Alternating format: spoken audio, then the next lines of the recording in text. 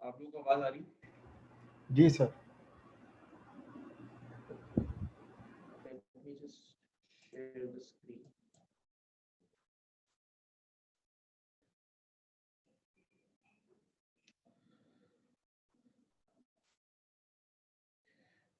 Okay. हम बात कर रहे थे एसआरएस डॉक्यूमेंट के अंदर हमें चीजें लिखनी किस तरीके से।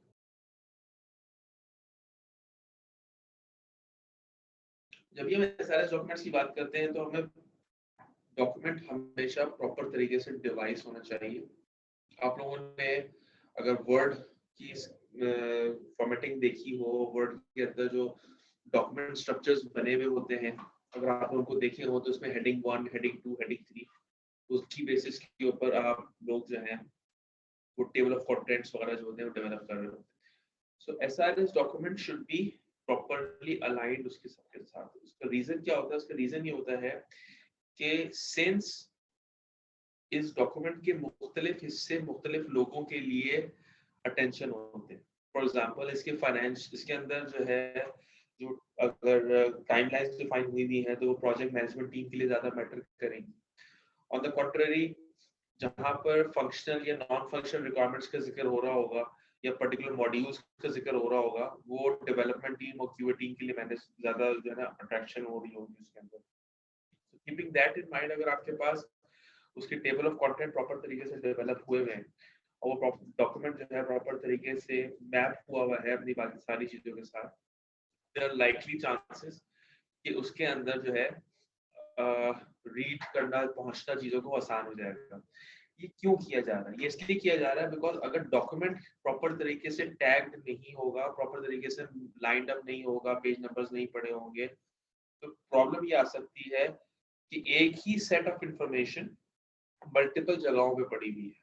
जब फर्स्ट टाइम के लिए वर्जन नंबर 1 के लिए ये इतना बड़ा चैलेंज नहीं होता, लेकिन जब आपके मल्टीपल वर्जन आना शुरू हो जाते हैं आपके अंदर, इसके अंदर जब आप कुछ चेंजेस लेकर आ रहे होते हैं, कोई एग्जिस्टिंग मॉड्यूल के अंदर कोई वर्कफ्लो का अगर चेंज आ जाता है, तो इस तरह के जब चेंजेस आना शुरू हो जाते हैं तो फिर आपके पास ये बहुत बड़ा सवाल खड़ा हो जाता है कि यार हम कौन से वाली चीज को कहाँ पे देखें। और जो डॉक्यूमेंट अपडेट कर रहा होता है उसके लिए भी बहुत बड़ा चैलेंज हो जाता है, क्योंकि अगर वो प्रॉपर तरीके से टैग नहीं हुआ हुआ होगा और उसने एक जगह उसको अपडेट कर दिया और बाकी जगह अपडेट नहीं किया, तो उसकी वजह से जो रीडर है वो किसी एक चीज को इन्फॉर्मेशन लेके अपनी बेसलाइन बना सकता है। तो इसके लिए सबसे बेहतर और सही तरीका ये है कि आप चीजों को प्रॉपर तरीके से टैग करके and then take it forward. Okay.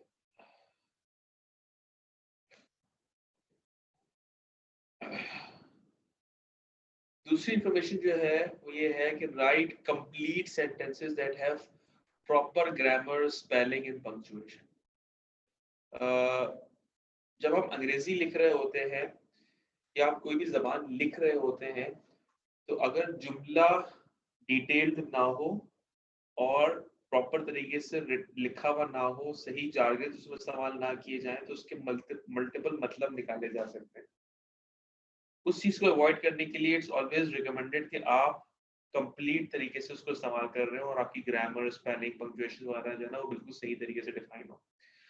Keep sentences in paragraph short, बहुत लंबे लंबे पैराग्राफ्स नहीं होने चाहिए।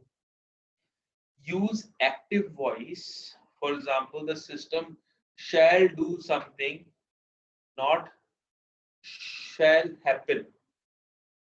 यहाँ पर जब आप बात करते हैं तो shall do something का मतलब क्या होता है कि आप एक पर्टिकुलर चीज की तरफ इशारा कर रहे हैं कि अगर आपने इस बटन पे क्लिक किया तो आपका सिस्टम इस तरीके से रिस्पॉन्ड करेगा और आपको ये फॉर्मेट की रिपोर्ट खुल जाएगी या सो ऑन सो फॉर्थ। या अगर आप कहेंगे यार विल हैपन दैट वे, तो दैट मींस उस काम के अंदर उभाम रह गया, यानी कि डाउट रह गया कि ये काम होगा तो कैसे होगा और उसमें कोई कंडीशंस तो नहीं फॉल कर रही वगैरह वगैरह। Use terms consistently and define the glossary.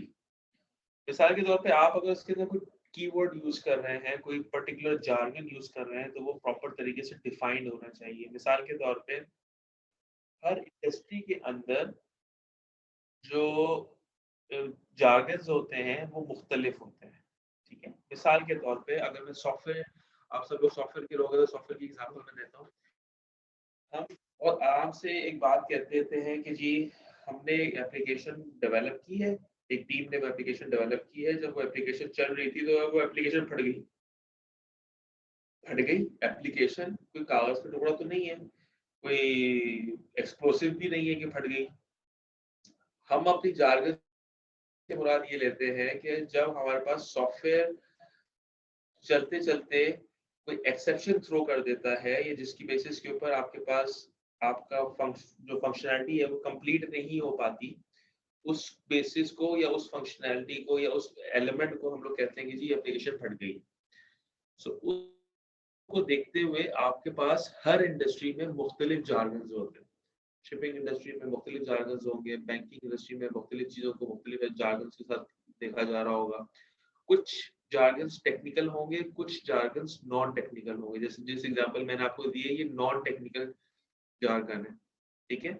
उस पर्सपेक्टिव से हम जो ग्रोसरीज यूज कर रहे हैं वो ग्रोसरीज प्रॉपर तरीके से उसका डिफाइन होनी चाहिए कि कौन सी चीज क्या है, ताकि assumptions कोई बेस ना कर रहा हो। Decompose a vague top level requirement into sufficient details to clarify it and remove। आपके पास अगर कोई हाई लेवल इंफॉर्मेशन है कि जी आपने एक रिपोर्टिंग मॉड्यूल बनाना है जिसमें से, हेलो आप लोगों को आवाज आ रही है? Yes sir. जी सर, आ रही है आवाज। रिक्वायरमेंट आपके पास अगर बहुत हाई लेवल की है कि आप रिपोर्टिंग मॉड्यूल डेवलप करना है, सो वो रिपोर्टिंग मॉड्यूल जो है इसको आपने सफिशिएंट लेवल पे डिस्ट्रीब्यूट भी करना है कि आप जब रिपोर्टिंग मॉड्यूल का जिक्र कर रहे हैं तो रिपोर्टिंग मॉड्यूल में क्या क्या चीजें एक्सपेक्टेड है, कौन कौन सी टाइप की रिपोर्ट्स एक्सपेक्टेड है, क्या होगा, कौन से कॉलम्स होंगे, कौन सी इंफॉर्मेशन होगी। मैंने कुछ ऐसे डॉक्यूमेंट्स भी देखे हैं जहां पर इवन जो कैलकुलेशन के फॉर्मूलाज होते हैं वो भी डिफाइंड होते हैं कि जी ये डॉक्यूमेंट्स आपको एग्जैक्टली सेम एलिमेंट दिखा रहे हैं कि आपके पास कौन सी चीज किस तरह से परफॉर्म कर रही होगी। तो आप जितना ज्यादा उसको डिटेल आउट करेंगे उसकी वजह से उसकी एम्बिग्यूटी कम हो जाएगी। State requirements in a consistent fashion such as the system shall and the user shall be followed by an action verb followed by the observable results। Specify the trigger conditions, यानी किस base किसी button के ऊपर trigger हो रहा है, किसी loss focus पे ट्रिगर हो रहा है, किसी माउस ओवर के ऊपर ट्रिगर हो रहा है। Actions that cause the system to perform the specific behavior। When starting a requirement in the form, the user shall specify the specific actor। मिसाल के तौर पे buyer, the buyer shall have access to this, और इस तरह से बात हो रही होगी। So this is how you should be writing it out further। List down the figures, graphs in tables। ठीक है, आपको जितने भी आप डायग्राम्स यूज कर रहे हैं, जितने भी आप फिगर्स यूज कर रहे हैं, वो आप प्रॉपर तरीके से डिफाइन करें कि उनके, जैसे आपने देखा होगा कि टेबल ऑफ फिगर्स होते हैं या टेबल ऑफ डायग्राम्स आपके पास नजर आ रहे होते हैं। ये इसका रीजन क्या होता है, ताकि यूजर अगर किसी पर्टिकुलर डायग्राम या जो टेबल है वहां वो डायरेक्टली वहां से वहां पहुंच सके। सही है, आप इजी कर देते हैं उसको यूजर एक्सेस को समझने के लिए, आसानी के लिए। Emphasize the most important bits of information। Techniques for emphasize includes the graphics हो जाती हैं, sequence item is emphasize, repetition, जो अगर कहीं repetition हो रही है तो use white spaces, यानी कि spaces आप दिखा के blank lines जो होती हैं उसके थ्रू भी आप जो है ना अपनी बात को elaborate कर सकते हैं। एग्जाम्पल मैं आपको अगर सिंपल दूं वो ये है कि आपके पास एक पैराग्राफ है जो आपने पढ़ना है, उसी पैराग्राफ को अगर आप बुलेट फॉर्म में कर देंगे तो क्या होगा, रीडेबिलिटी उसकी बढ़ जाएगी।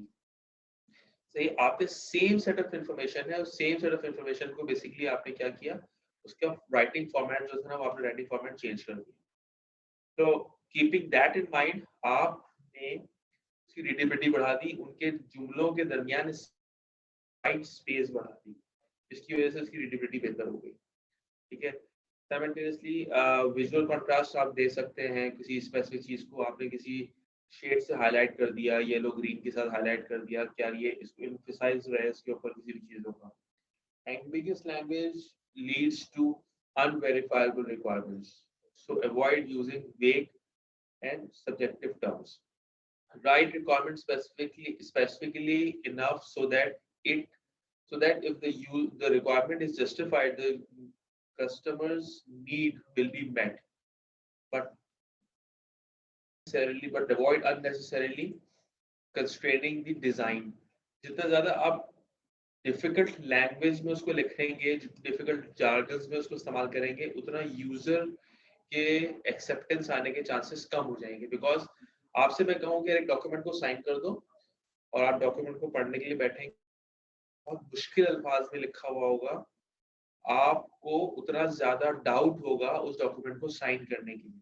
तो जितनी आसान जबान में लिखा होगा शायद उतना आसान हो उसको साइन करना. तो एक एलिमेंट ये वाला भी आ जाता है उसके अंदर. प्रोवाइड, ये भी तकरीबन उन्हीं लफ्जों की बात आ गई. इसको आप एक दफा डिटेल से पढ़ लेंगे, आई थिंक आपको आसानी हो जाएगी. इसमें एक पॉइंट है, the helpful guideline to know the right level of granularity. ठीक है, ग्रेनुलरिटी कहते हैं, आपने अगर एक्वेरियम देखा हो, एक्वेरियम के अंदर छोटे छोटे पत्थर पड़े हुए तो ग्रेनुल्स कहा जाता है. अगर देखा जाए तो ये बड़े बड़े पत्थरों को तोड़ के छोटा किया जाता है. रेत के टुकड़े बड़ी बड़ी चट्टानों के बारीक या पतले बारीक हिस्से होते हैं. ठीक है, सो आप ये देखें कि आपको किस लेवल की ग्रेनुलरिटी रिक्वायर्ड है, किस लेवल की छोटा हिस्सा आपको रिक्वायर्ड है. पांच दफा आपको बहुत बड़ी चीज जो है वहां तक इंफॉर्मेशन रखना काफी होता है, और एट टाइम्स आपको जो उसकी जो ग्रेनुलरिटी होती है उसको ज्यादा करना आपके लिए बेहतर होता है. You have to see it for yourself कि आपकी ऑडियंस कौन है और आपके प्रोजेक्ट की नेचर क्या है, और उस लेवल की जो डिटेलिंग है उसमें आप उतरते हैं. अननेसेसरी डिटेल्स में अगर आप जाएंगे तो देयर आर चांसेस कि आपका डॉक्यूमेंट बहुत बड़ा हो जाए और जो कि आपके लिए नुकसानदेह हो सकता है. तो एक एस्पेक्ट जो है चीजों का वो ये भी हो सकता है. बाकी अच्छा, अमूमन जब आप डॉक्यूमेंट साइन कर रहे होते हैं या लिख रहे होते हैं तो आप कुछ चीजें उस वक्त तक अगर क्लियर नहीं होती तो आप उनके लिए एक वर्ड यूज करते हैं, TBD, टू बी डिसाइडेड. जब आप डॉक्यूमेंट साइन करने जा रहे हैं तो उस पर कोई TBD नहीं होना चाहिए. ठीक है, TBD अगर हैं डॉक्यूमेंट के अंदर तो वो साइनिंग स्टेट के ऊपर एम्बिग्यूटी छोड़ देते हैं. मिसाल के तौर पे आपने कहा कि जी रिपोर्टिंग मॉड्यूल जो है ना वो TBD है. अब आपने सॉफ्टवेयर डेवलप करना शुरू कर दिया, जो टाइमलाइंस आपने दी, क्योंकि वो TBD था तो आपने उसके अंदर टाइमलाइंस इंक्लूडेड नहीं करी थी. जब फाइनल प्रोजेक्ट खड़ा हो गया, प्रोजेक्ट के अंदर आपने कुछ रिक्वायरमेंट्स के हिसाब से जो रिपोर्ट्स थी वो भी ऐड कर दी and so on so forth. तो इवेंचुअली क्या हुआ कि जब आपने वो प्रोजेक्ट कंप्लीट हुआ और वहां पे वो रिपोर्टिंग मॉड्यूल एग्जिस्ट प्रॉपर तरीके से नहीं कर रहा था या उसकी रिक्वायरमेंट इनकम्प्लीट थी, तो वहां पर ना ही आप अपने कस्टमर को क्वेश्चन कर सकते हैं, ना ही वो आपको क्वेश्चन कर सकता है, because document says TBD, to be decided. इसका मतलब ये है कि वो डिसाइड होना होगा कब, that means has to be resolved. इस तरह की सारी सिचुएशंस को जो है ना आपको अवॉइड करना होता है. एम्बिगुअस टर्म्स को अवॉइड करना होता है, एम्बिगुअस लैंग्वेज को आपने अवॉइड करना होता है, अननेसेसरी सिनोनिम्स को अगर आप इस्तेमाल कर रहे होते हैं तो भी आपके काम के अंदर एम्बिग्यूटी आ जाती है. ठीक है, और इस तरह की चीजें जो कि जिनको आप मेजर नहीं कर सकते, ठीक है, आप उन चीजों को कोशिश करके उसमें ना लिखें. मिसाल के तौर पे अगर मैं लिखूं कि जी मैं अगर कोई चीज सर्च कर रहा हूं तो उसका रिजल्ट जल्दी आना चाहिए, और वो जल्दी क्या है, क्या वो जल्दी 5 सेकेंड्स है, 5 मिली सेकेंड्स है, 5 मिनट्स है, मुझे नहीं पता. ठीक है, तो वो जल्दी जो है एक बहुत ऐसा टर्म है जो कि सब्जेक्टिव है. So keeping that in mind आप हमेशा चीजों को बहुत स्पेसिफिक होके बात कर रहे होते हैं. आप इसे गूगल पे जब कोई चीज सर्च करते हैं तो वो आपको बताता है कि रिजल्ट को कितनी देर में लेकर आया. स्पेसिफिकली वो टाइम आपको बताता है कि जितनी देर में उसने वो क्वेरी को रिजॉल्व करके आपके लिए रिजल्ट्स लेकर आ गया था. So keeping that in mind आप हमेशा उन चीजों को बेसलाइन बनाते हैं जो स्पेसिफिक हो, ठंडा, गरम, डार्क, लाइट, गहरा, ज्यादा, तेज, हल्का, ये तमाम वो चीजें जो कि सब्जेक्टिव है और इनको अगर आप मेजर करने जाएंगे तो आप कभी भी मेजर नहीं कर सकते। कितना ठंडा, कितना गर्म, अगर आप उसकी जगह ये वाली बात कहेंगे कि 20 डिग्री सेंटीग्रेड, तो 20 degree centigrade is a specific temperature, ये आप उसको स्पेसिफाई कर सकते हैं कि यार क्या हो रहा है, किस तरह से हो रहा है। तो उस पर्सपेक्टिव से आपने इस तरह के जो टर्म्स है उनको अवॉइड करना है ताकि आप एम्बिगुअस लैंग्वेज उसमें इस्तेमाल ना करें। मिसाल के तौर पे कुछ एम्बिगुअस टर्म्स है और उनको देखते हैं कि हम लोग किस तरह से इंप्रूव कर सकते हैं। मिसाल के तौर पे एक एम्बिगुअस टर्म है एक्सेप्टेबल या एडिक्वेट। ठीक है, अब कितना एक्सेप्टेबल है, किस चीज को आप एडिक्वेट कहेंगे, सही। ways to improve, define what constitutes the acceptability and how the system can judge this। ठीक है, आप स्पेसिफिकली इस चीज को बताएंगे कि यार वो एक्सेप्टेबल क्या होगा, एडिक्वेट क्या होगा। as much as practicable,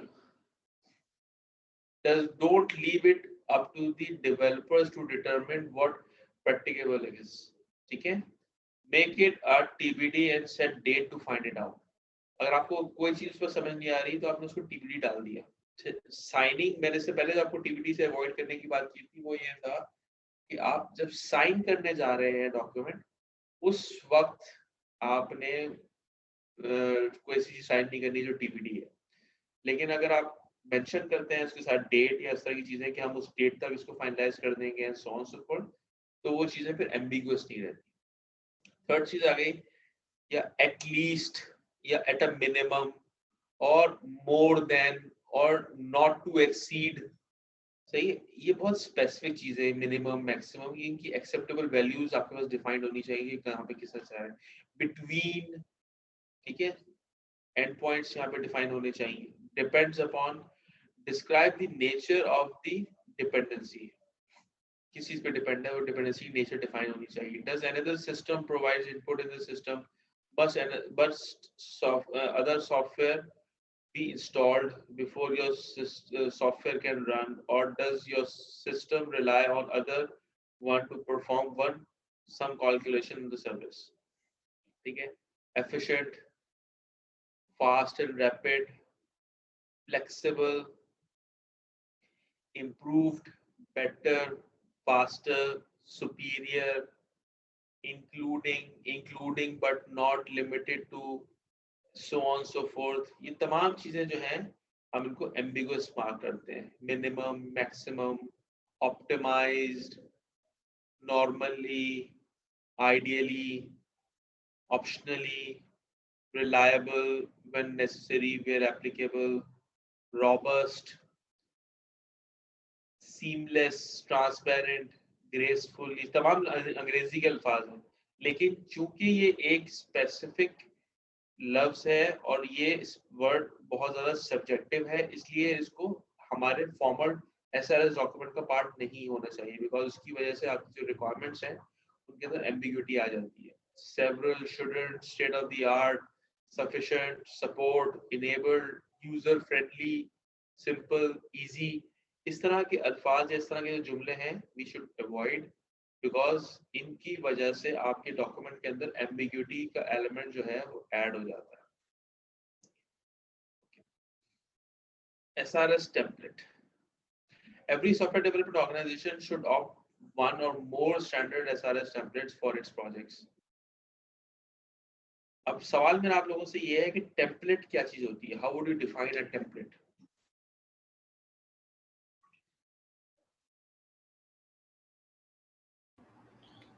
sir template जो है वो एक प्रोटोटाइप भी हो सकता है।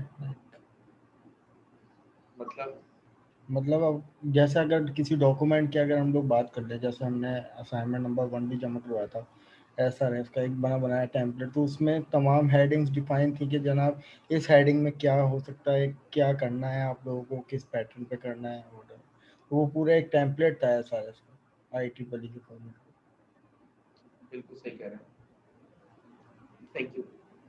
जब जब हम बात करते हैं टेम्पलेट की, तो टेम्पलेट बेसिकली आपको एक स्टेंसिल प्रोवाइड करता है कि आपने किन किन चीजों को उसमें मद्देनजर रखना है, किन किन चीजों को उसका अकाउंट फॉर बना के आगे बढ़ना है। ये आपको बेसिकली बहुत सारी चीजों से बचा भी लेता है, चीजें इंफॉर्मेशन मिस आउट होने से बचा लेता है। दूसरा, जहां पर मल्टीपल टाइप, एक ही डॉक्यूमेंट आपके पास मल्टीपल फॉर्मेट्स में एग्जिस्ट करे, एक ही डॉक्यूमेंट आपके पास मल्टीपल तरीके से एग्जिस्ट करे और डिफरेंट प्रोजेक्ट्स के लिए बना हुआ हो, वहां पर आपको दिमागी तौर पे एफर्ट ज्यादा लगानी पड़ेगी। ऑन द कॉन्ट्ररी, अगर आपको एग्जैक्टली पता है कि मैं क्या चीज ढूंढ रहा हूँ, तो आपके चांसेस ऑफ एरर जो है ना वो कम हो जाते हैं। एग्जाम्पल दे देते हैं। एग्जाम्पल ये है कि जी हमारे पास जो फंक्शनल स्पेसिफिकेशंस हैं वो डॉक्यूमेंट में एक स्पेसिफिक तरीके से मेंशन हुई भी होती है। अगर सेम फॉर्मेट, इसी तरह की हेडिंग्स, सारी चीजें जो है आपके हर प्रोजेक्ट के लिए बनी होंगी, तो डेवलपमेंट टीम या क्यूए टीम जो है वो बहुत स्पेसिफिकली जाके उस चीज को पिक कर सकती है और वहीं से जाके उसको पढ़ सकती है। चूंकि वो सिमिलर डॉक्यूमेंट्स होंगे और सेम डॉक्यूमेंट जो है या सेम डॉक्यूमेंट टेम्पलेट इस्तेमाल हो रहा होगा हर दूसरे प्रोजेक्ट के लिए, तो उनके लिए एरर के चांसेस कम हो जाएंगे। ठीक है, एग्जाम्पल मैं आपको देता हूँ। इस चीज को कहा जाता है फजी लॉजिक। ठीक है, फजी लॉजिक क्या होती है? फजी लॉजिक, आप लोगों को आवाज आ रही? Yes sir. ठीक है, जी इस सर। इस चीज को कहा जाता है फजी लॉजिक। फजी लॉजिक क्या होती है? फजी लॉजिक ये होती है कि आप लोगों से मैं एक सवाल पूछता हूँ। ठीक है, एक खबर है, वो खबर ये है कि जापान के शहर टोक्यो में ज़लज़ला आया जिसकी शिद्दत रेक्टर स्केल के ऊपर 8.5 थी, जिसकी वजह से 10 अफराद हलाक हुए, 200 अफराद जख्मी हुए और कमोबेश $2 मिलियन की अराजी को नुकसान पहुंचा। ठीक है, इस जुमले के अंदर आपका दिमाग जो इंफॉर्मेशन रिटेन करता है, वो जो रिटेन करता है वो ये है कि जी जापान का शहर टोक्यो एक इंफॉर्मेशन हो गई, ज़लज़ला can be another information, Richter scale 8.5, 10 लोग, 200 लोग, 2 मिलियन का नुकसान। ठीक है, ये इंफॉर्मेशन होता है जो आपका दिमाग सेव करता है और बाकी सारी इंफॉर्मेशन जो है ना वो उठाता है और उठाने के बाद अपने पास लैंग्वेज के सेक्शन में स्टोर कर देता है। अगर यही सारी इंफॉर्मेशन आपके पास अखबार में लिखी होगी और आप अगर किसी जगह से उसको पिक कर रहे हो तो ये इंफॉर्मेशन आपके दिमाग में जा रही होगी। साइमल्टेनियसली अगर आपके पास जब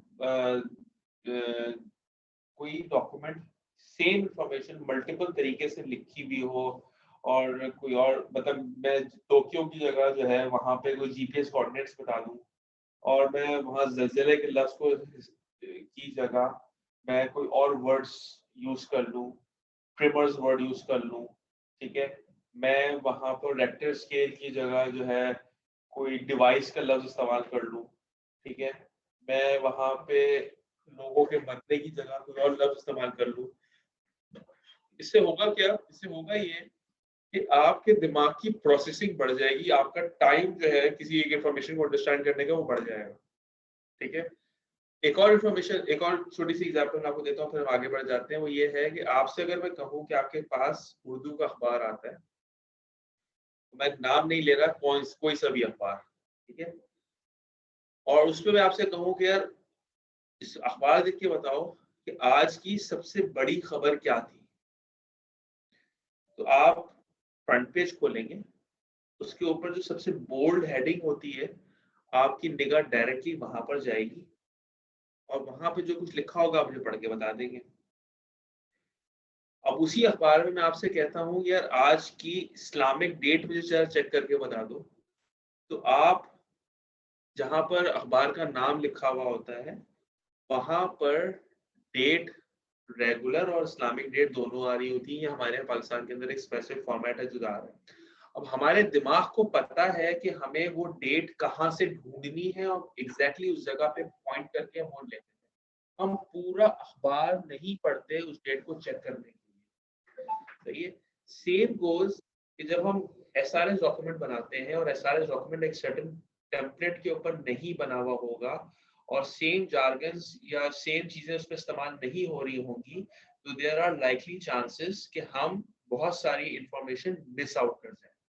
so keeping that in mind, आपको वो टेम्पलेट बहुत स्पेसिफिक रखना पड़ता है और आप उसी फॉर्मेट को अगर यूज कर रहे होते हैं तो आपके लिए आसानियां होती है। तो अमूमन जो कंपनीज, जो मेच्योर कंपनीज हैं, वहां पर जो इस तरह की प्रोजेक्ट की डॉक्यूमेंटेशन होती है, उनके लिए कोई ना कोई स्टैंडर्ड फॉर्मेट जरूर होता है जो कि फॉलो किया जा रहा होता है। और जब उसको फॉलो किया जा रहा होता है तो इसकी रीजन सिंपली ये होती है कि वहां पर उस चीज को समझने के लिए लोगों ने अपने अपने दिमाग में उस फॉर्मेट्स को सेव किया हुआ होता है। दे नो एग्जैक्टली कि उनको कौन सी इंफॉर्मेशन कहाँ से लेकर आनी है। ठीक है। So that's why templates are very important when it comes to documentation. ठीक है। अच्छा, टेम्पलेट्स की ही फर्दर इंफॉर्मेशन सेग्रीगेशन आ जाती है इसके अंदर। के अंदर सेक्शन 1 के अंदर इसको इंट्रोडक्शन डाल दिया। ठीक है। ओवरऑल डिस्क्रिप्शन हम लोगों ने इसका पार्ट बना दी। सिस्टम फीचर्स जो है वो क्या होंगे कि use case wise system features क्या होंगे, module operation, mode of operation क्या होगा, यूज केस डायग्राम्स क्या होंगी, वगैरह वगैरह। सही है। सिमिलरली सिस्टम फीचर्स जो हैं उनके ऊपर बात आ गई कि जी कोई भी सिस्टम फीचर है तो कौन सा फीचर है, उसकी डिस्क्रिप्शन, प्रायोरिटी क्या है, सिमुलेशन क्या है, सो on so fourth. External interfaces अगर कोई है तो वो कौन से हैं, वो किस तरह से हैं, वो हार्डवेयर के इंटरफेसेस हैं, सॉफ्टवेयर इंटरफेसेस हैं या कम्युनिकेशन इंटरफेसेस हैं जिनकी बेसिस पे बात हो रही है। ठीक है। नॉन फंक्शनल रिक्वायरमेंट्स किस तरीके से डिफाइन हो रही हैं। सही है। अदर रिक्वायरमेंट्स जो है वो किस तरह से डिफाइन की जा रही है। ग्रॉसरीज, सही है, वो क्या है। अच्छा, डॉक्यूमेंट्स के अंदर एक वर्ड हम अमूमन कॉन्ट्रैक्ट्स के अंदर एक वो वर्ड इस्तेमाल करते हैं जिसे कहा जाता है अपेंडिक्स। अपेंडिक्स से क्या मुराद होती है, कुछ आइडिया है आपको? सर एक्स्ट्रा इंफॉर्मेशन या एडिशनल इंफॉर्मेशन। बिल्कुल सही है, एडिशनल इंफॉर्मेशन होती है। तो अगर ये एडिशनल इंफॉर्मेशन है तो ये उस कॉन्ट्रैक्ट का डॉक्यूमेंट का पार्ट क्यों है, इसको अलग से क्यों रखा जाता है? अगर काम की इंफॉर्मेशन है तो इंफॉर्मेशन एक तरह से इंफॉर्मेशन प्रोवाइड करने के लिए, ऑल्दो इतनी ज़्यादा वो वैल्यू ऐड नहीं करती उस डॉक्यूमेंट के पर्सपेक्टिव से, लेकिन अगर इस अपेंडिक्स को स्टडी करेगा कोई भी पर्सन तो उसको एक एडिशनल इंफॉर्मेशन जरूर मिल सकती है डॉक्यूमेंट से रिलेटेड। बिल्कुल ठीक है। अच्छा, आसान आपने जो बात की बिल्कुल सही है। अमूमन जब आप कोई ऐसी इंफॉर्मेशन जो कि एडिशनल इंफॉर्मेशन देना चाह रहे होते हैं, उनको अमूमन अपेंडिक्स का पार्ट बना देते हैं और उसका रेफरेंस आप अपने एक्चुअल डॉक्यूमेंट में कर देते हैं कि जी आपने फलानी चीज को अगर डिटेल से समझना है तो जी अपेंडिक्स ए में चले जाएं, अपेंडिक्स 1 में चले जाएं, अपेंडिक्स 5 में चले जाएं, सो ऑन। राइट। एक पर्पस और भी होता है। एक पर्पस ये होता है कि वो सारी इंफॉर्मेशन जो कि टाइम टू टाइम चेंज होने के खदशा होता है, आप उनको अपेंडिक्स का पार्ट बना देते हैं। मिसाल के तौर पे आप अगर कॉन्ट्रैक्ट्स देखेंगे तो कॉन्ट्रैक्ट डॉक्यूमेंट्स के अंदर जो कॉस्टिंग वाला सेक्शन होता है वो अमूमन अपेंडिक्स का पार्ट बना दिया जाता है, वो मेन डॉक्यूमेंट का पार्ट नहीं बनाया जाता। क्यों? उसका रीजन ये होता है कि भाई ठीक है, आप जब साइन करने जा रहे हैं तो वो चीजें जिसके ऊपर आगे जाके कोई डिस्कशन होने के बाद या किसी किस्म की नेगोशिएशन होने के बाद हम उसको लॉक कर सके, हम उस चीजों को अमूमन अपेंडिक्स का पार्ट बना देते हैं। बिकॉज अपेंडिक्स के अंदर चेंजेस अगर आप लेकर आते हैं तो आपने सिंपली वो पेज, पुराना पेज निकाल कर नया पेज लगाना है and that's it, you are done. Right. On the contrary, अगर आप एग्जिस्टिंग डॉक्यूमेंट के अंदर कुछ चेंज करेंगे तो आपको वो पूरा डॉक्यूमेंट रीसाइन करना पड़ेगा। ठीक है। ऑन द कॉन्ट्ररी, अगर आपने कोई चेंज किसी किस्म का अपेंडिक्स लगाया है और उसको चेंज कर रहे हैं तो सिंपल उस डॉक्यूमेंट को वो करना पड़ेगा rather changing the whole document. तो अमूमन कॉन्ट्रैक्ट्स के अंदर मल्टीपल अपेंडिक्स होते हैं और वो appendix time to time change हो रहे होते हैं। कॉस्ट की एग्जांपल मैंने इसलिए दी थी कि कॉस्ट का ये होता है कि फॉर एग्जांपल आपने एक सॉफ्टवेयर रिक्वायरमेंट किसी से एक्सट्रैक्ट करी, आपने उसको एक कॉस्ट बताई कि जी ये काम करने के मैं आपसे $2000 लूंगा और ये काम मैं आपको 2 महीने में करके दूंगा। उसके बाद फिर ये होता है कि आपने $2000 में वो काम करना था, बाद में नेगोशिएशन हुई, $2000 की जगह वो $1500 के ऊपर आप लोगों की बात फाइनलाइज हो जाती है, तो आपने सिंपली वो $2000 वाला पेज जो अपेंडिक्स ABC में से कोई सा हो सकता है, आपने उसको निकाला और उसकी जगह $1500 वाला पेज लगाकर अपेंडिक्स लगाकर आपने उसको साइन कर लिया। तो रादर कि जो आप पूरा डॉक्यूमेंट आपको साइन करना पड़ता, सारी चीजें मैनेज करने के लिए करना पड़ता, आपके लिए जिंदगी आसान हो गई और आपने स्पेसिफिकली उसको बेसलाइन बना के आप आगे चलेंगे। तो अपेंडिक्स जो होती है आपको इस तरह से बहुत चीजों में हेल्प कर रही होती है। ठीक है, so that was for lecture number 9। अब मुझे एक चीज ये बताएगा कि आज का जो हमारा ये वाला जो लेक्चर था, ठीक है, ऑल्दो हमने थोड़ा सा टाइम कम दिया, मैंने भी क्लास लेट स्टार्ट की है और हमने जो इसके ऊपर बात की है उसको भी थोड़ा फास्ट पेस रखा है, क्योंकि मैं ये जो बात करने का टाइम आपसे निकालना चाह रहा था। मुझे ये बताइए कि प्रोजेक्ट के पॉइंट ऑफ व्यू से आज का लेक्चर जो था आपको कितना समझ आया या उसमें किसी किस्म की क्लैरिटी रिक्वायर्ड है, बिकॉज नेक्स्ट वीक आपको रिप्रेजेंट करना है।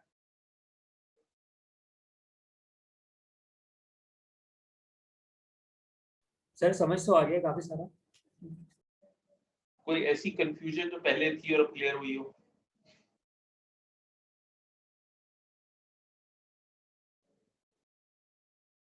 सर ये स्टैंडर्ड है ना, सब एक ही तरह SRS बना रहे हैं, तो मेरे ख्याल में पहले हमने ये पढ़ा हुआ था, तो आपने थोड़ा सा और अच्छे तरीके से डिस्क्राइब कर दिया सर। नहीं, वो तो हमने कर दिया और आई एम श्योर आपने उसको समझ भी लिया होगा, लेकिन कोई ऐसी एम्बिग्यूटी पहले थी या अब हम जो अभी हमने आज क्लास में देखी है, ये सारा वही चीजें जो आप पहले पढ़ते चले आ रहे हैं? सर SRS तो हम लोग बैचलर से बनाते आ रहे हैं, तो तकरीबन 4-5 साल हो गए हैं वो यही काम करे जा रहे हैं। एग्जैक्टली। फिर ऐसा क्या होता है कि जब हमारी एक्चुअल इंडस्ट्री की जब हम बात करते हैं और हम बात करते हैं कि जो कंपनीज में डिफरेंट प्रोजेक्ट्स होते हैं उनके अंदर SRS के डॉक्यूमेंट्स आपको वेग और मुख्तलिफ क्यों मिलते हैं? रीजन? सर हर किसी का अपना वे ऑफ राइटिंग होता है ना, मतलब मेरा वे ऑफ राइटिंग अलग होगा अफान से। अफान लिखता होगा डिटेल में, मैं लिखता हूँ शॉर्ट वे में, तो वो चीजें डिफरेंशिएशन लेके आती हैं। और इसके अलावा तो कोई बड़ा डिफरेंस नहीं होता, मतलब कोई ज्यादा डिटेल में लिख रहा है, कोई कम डिटेल में लिख रहा है, इसके अलावा कुछ भी नहीं। मतलब सब कुछ वैसे ही होता है, फंक्शनैलिटी वाइज वैसे लिखते हैं।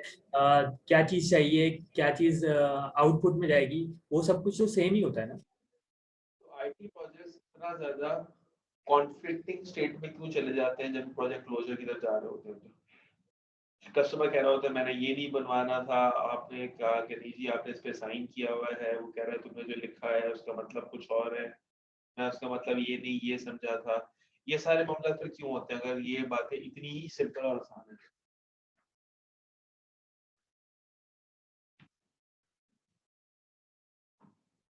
तो ये तो हर प्रोजेक्ट में होता है, वो इन दी एंड उसको मेरे ख्याल में समझ कुछ और आता है, हम लिखते कुछ और हैं। तो वही आपने जो अभी डिस्क्राइब किया था कि वो एम्बिग्यूटी प्रोड्यूस होती है जिस जिस वर्ड से, वो हम लोग ज्यादातर इस्तेमाल कर जाते हैं, क्योंकि हम नॉर्मली लिख रहे होते हैं, जैसे हम ईमेल लिखते हैं ना एक दूसरे को, वैसे ही हम SRS भी लिख देते हैं। तो ये सिविल इंजीनियरिंग के प्रोजेक्ट्स में क्यों नहीं होता, ये इलेक्ट्रिकल के प्रोजेक्ट्स में क्यों नहीं होता? होता है ऑफ कोर्स वहां भी, लेकिन वहां पे जो परसेंटेज है इस तरह की एम्बिग्यूटी की वो आईटी प्रोजेक्ट्स के मुकाबले में बहुत कम होती है। रीजन क्या है? सर कम्युनिकेशन ही एक बड़ा रीज़न है कि वो चीज़ें जो एक वन वे एक मतलब सिंगुलर वे में जो है कम्युनिकेट हो रही हो और वो सामने वाला पिक नहीं कर पाता या हम उसे ब्रीफ नहीं कर पाते, नहीं, तो बात सही यही कह रहे वजह हैं। है। मेरा मेरा आर्गुमेंट थोड़ा सा मैं डिफरेंट पैराडाइम आपकी तरफ दिखाना चाह रहा हूँ चीजों का। सिविल इंजीनियरिंग के प्रोजेक्ट्स में या आप लोग जो इंजीनियरिंग करके आए हैं, आप लोगों को या सिविल इंजीनियर्स को कोई डिफरेंट अंग्रेजी पढ़ाई तो नहीं जाती ना? सब एक ही तरह की इंग्लिश पढ़ाई जाती है, एक ही तरह के कम्युनिकेशन कोर्सेज होते हैं, तो उनके प्रोजेक्ट्स में एम्बिग्यूटी कम होती है और आपके पास ज्यादा होती है, इसका रीजन क्या है? सर प्रोजेक्ट प्लान होता है ना उनके पास इस वजह से, और वो मैथमेटिक्स पे बहुत ज्यादा अप्लाई करते हैं चीजें, तो मैथमेटिक्स तो वैसे ही कॉन्क्रीट होती है, तो वो आप चेंज नहीं कर सकते। तो इस वजह से जो सामने वाला होता है वो बोलता है भाई मैंने तो यही कहा था और मैंने बना के भी यही दी।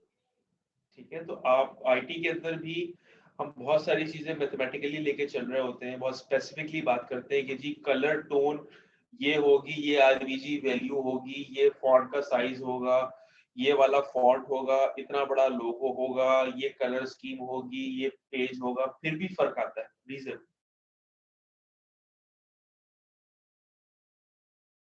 सर आप बताएं। सर यही हो सकता है कि मैं अगर प्रॉपर थोड़ा सा मैच रिक्वायरमेंट गैदर सही नहीं हुई और डॉक्यूमेंट नहीं हुई और यूजर के उस पे पॉइंट ऑफ उस पे मयार पे पूरी नहीं उतरी, तो ऑब्वियसली इसमें बहुत बड़ा ड्रॉबैक तो एक डॉक्यूमेंटेशन करने वाले पर्सन का है। अगर तो सही की गई है तो फिर तो ऐसा नहीं होना चाहिए। फिर ये जो है एक स्टेप बाय स्टेप जो फर्दर आगे चीजें जा रही होती हैं तो उसमें थोड़ी बहुत चेंजेस आ जाती हैं, तो वो एक फिर बहुत बड़ा ड्रॉबैक हो जाता है। जैसे मैं एक एग्जांपल दे दूं, मैंने एक पिक्चर देखी थी कि हमें जो है एक डायग्राम थी, उसमें एक झूले बनाने की जो है कस्टमर ने रिक्वेस्ट डाली थी कि मुझे एक झूला चाहिए। अब वो झूला किस तरह से चाहिए, उसमें जो है वो पहिया लगा हुआ, टायर लगा हुआ उस झूले में। अब हमने उसे समझा कि साइड से जो है ना रस्सियां होंगी और झूला जो है वो जमीन पे पड़ा हुआ था, और हमने बनाया क्या कि जो है सिर्फ रस्सियां लगा दी, बीच में झूला है नहीं, हवा में लटक रही है। और फिर आखिर में बन के मिला क्या कस्टमर को कि दो रस्सियां पड़ी हुई हैं फर्श पे और साइड में दरख्त लगा हुआ है, जबकि उसने कहा था कि झूला जो है मुझे इस तरह से बना के देना। तो ये तकरीबन ऑलमोस्ट जो है वो कम्युनिकेशन की वजह से जो है चीज़ें सारी होती हैं, जो कि प्रॉपर्ली एक रिक्वायरमेंट के गैदरिंग में जो है लैप्स करती हैं। आप लोगों ने बिल्कुल सही बताया है। मैं आपको वो डायग्राम भी दिखा देता हूँ जिसका आप रेफरेंस ले रहे हैं। आप इस डायग्राम की बात कर रहे हैं, ऐसे ही है? जी जी सर, बिल्कुल ठीक है। अच्छा, मैं आप लोगों की तवज्जो इस तरफ ही लेकर आना चाह रहा था। ठीक है, जब हम सिविल इंजीनियरिंग की बात करते हैं या किसी इलेक्ट्रिकल इंजीनियरिंग की बात करते हैं, उनके यहाँ डॉक्यूमेंट में जो कुछ लिखा हुआ होता है उससे ज्यादा फोकस कस्टमर भी और वो खुद भी एक चीज के ऊपर करते हैं जिसको वो लोग कहते हैं नक्शा, डायग्राम, ब्लूप्रिंट। ठीक है, उनका ज्यादातर फोकस विजुअल चीजों के ऊपर होता है और हमारे यहाँ डॉक्यूमेंटेशन के अंदर ज्यादा फोकस